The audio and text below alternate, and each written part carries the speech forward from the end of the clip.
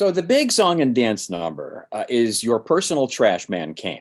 And I wonder if you can talk about that specifically. What that, forgive me, what it had to say. What kind of parameters were in place that you were working with? I keep thinking, did she already conceive how it was going to look, how the guys were going to move, what kind of dance issues there were?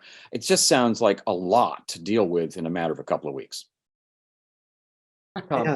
Welcome to the world of the marvelous Mrs. Maisel. I was going to say, we'd sort of been in training for this for 2 other seasons, so we were ready. The fact that you only did one, I mean, the perfection from Amy and Dan, the fact that they went with your first one was a miracle, like seriously. Yeah, it was surprising and also so encouraging.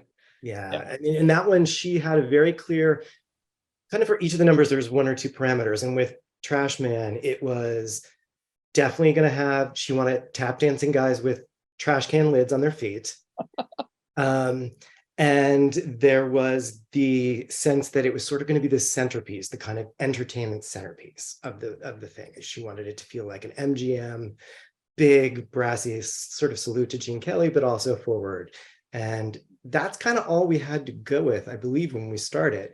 And so we went away just knowing tap, entertainment, razzle dazzle.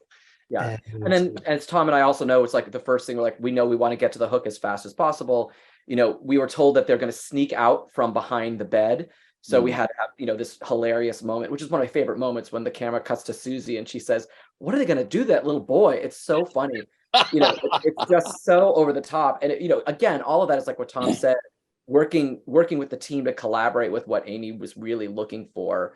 And also working with Marguerite Derricks, the amazing choreographer. And then we are super lucky because we, a lot of times when Tom and I write these stuff, we will do our own orchestrations, but we were moving so fast in this episode that we had the amazing David Chase come in, and he was perfect for this because he knew exactly what we were trying to go for and getting. Right, he's from musical theater, right?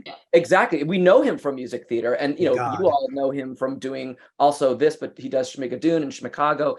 He's just an incredible fount of information. And in fact, we spend hours in the studio when we're mixing, but we'll just talk about the nerdiest, coolest stuff about theater scores from 75 years ago. And it's such a joy to be in the room with him. And he just knows exactly how to do this so deliciously well. And he just really heightened these songs. I mean, Robin, don't you think like his arrangements?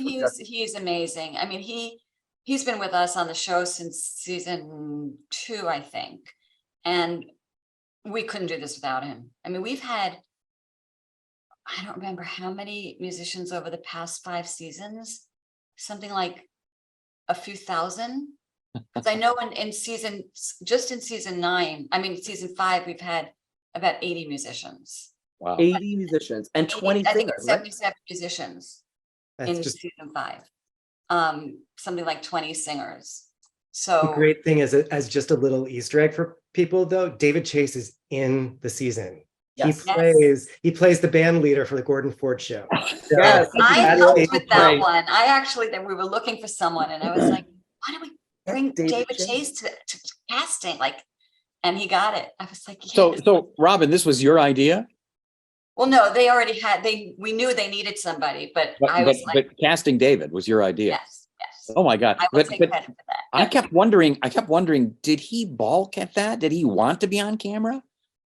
Yeah, he did. And he was awesome. He was phenomenal in episode 9, where he's speaking and he was their conductor. So it was like he was playing the piano. I mean, it couldn't have been a better idea.